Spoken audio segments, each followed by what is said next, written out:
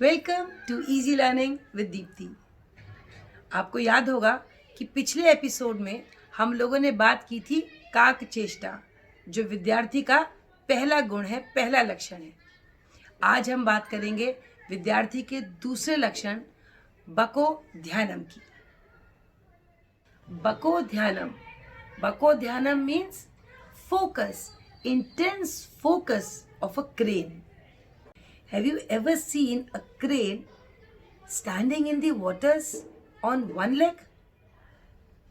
कभी अगर आप सारस को देखेंगे और वो एक पैर पर खड़ी है पानी में, तो उसकी एकाग्र चित्ता, the intense focus is just on the fishes that are swimming inside the waters.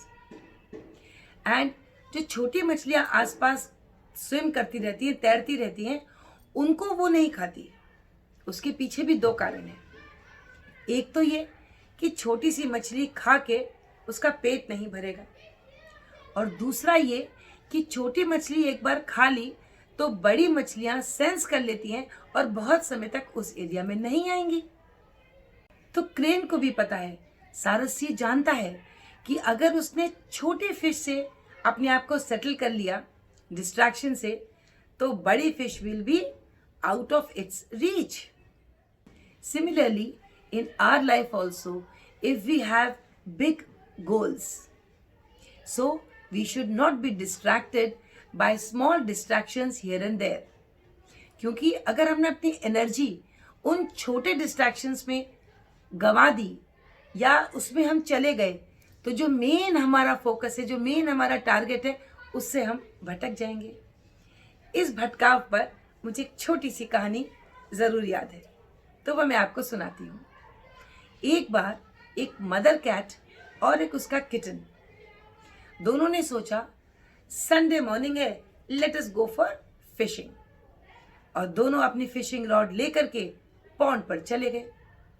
वहां जाकर जाते समय रास्ते में माँ ने समझाया कि जब तुम वहां पर फिशिंग करोगे, उसके लिए दो इंपॉर्टेंट चीजें हैं।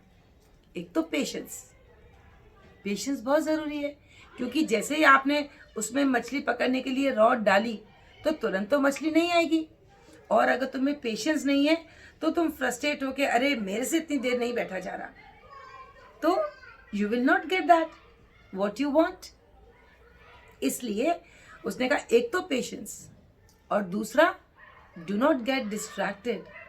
तुम ये मत समझना कि तुम, and don't get tired, effortlessly patiently वहां बैठे रहना। उसने कहा ठीक है। अब माँ और बेटा दोनों वहां पर मछली पकड़ने के लिए बैठ गए। थोड़ी देर में वहां एक रंग बिरंगी प्यारी सी तितली उड़ती हुई आई। उस बच्चे ने देखा और उसका गोल डाइवर्ट हो गया। वो ये भूल गया कि मैं यहाँ क्यों बैठा हूं। मछली पकड़ने के लिए सुबह से 2 घंटे हो गए थे। उसने देखी तितली और उसके पीछे वो भागा। जब तक वहां से लौट के आया, देखा तो उसकी माँ ने तो मछली पकड़ ली थी, और वो भी काफी बड़ी। वो रोने लगा। ही सेड, मम्मी मुझे नहीं पता, आपने मुझसे प्रॉमिस किया था कि मैं फिश पकड़ लूंगा, तो मैं तो नहीं पकड़ पाया। तो उन्होंने कहा, हाँ तुम नहीं पकड़ पाए बिकॉज यू गॉट डिस्ट्रैक्टेड। अगर तुम डिस्ट्रैक्टेड नहीं होते, तुम्हारा माइंड डाइवर्ट नहीं होता, तुम छोटी छोटी टेम्पटेशंस पर नहीं जाते, तो तुम भी आज मछली पकड़ लेते।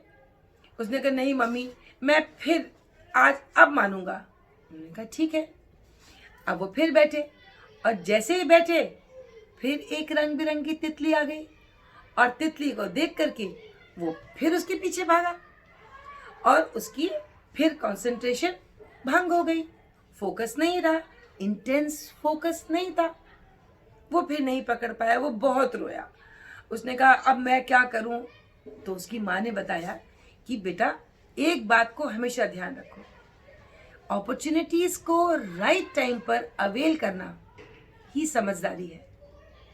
डिस्ट्रैक्शंस तो होंगे, there can be interpersonal issues, there can be health issues, financial issues, but इन सब के चलते जो हमारा मेन एम है, जिसलिए आप सोच करके जो काम कर रहे हो, उससे नहीं भटकना चाहिए, उसमें भटकाव नहीं आना चाहिए। वहां पर ठहराव जरूरी है। Keep your concentration fixed. तो इसलिए वो छोटे फिशेस को अलाउ करती है टू पास बाय, स्विम करते रहो। And she is with intense focus just looking into the waters for a big fish to come. So, if we take interest in what we want to achieve, this interest will take us to the next level of focus. And when we are interested and focused, so the distractions will be diluted and we'll come out as a crane, intense focused crane, बको ध्यानम। तो आज हमारी 2 qualities पूरी हुई। एक पिछले episode में काक चेष्टा, effort of a crow, and दूसरी बको ध्यानम, focus, intense focus of a crane. Next episode में दोबारा मिलेंगे with the third quality. And what is that? Tell me. I would like you to comment in the comment section कि हम next episode में कौन से तीसरे गुण की बात करेंगे। तब तक नमस्कार।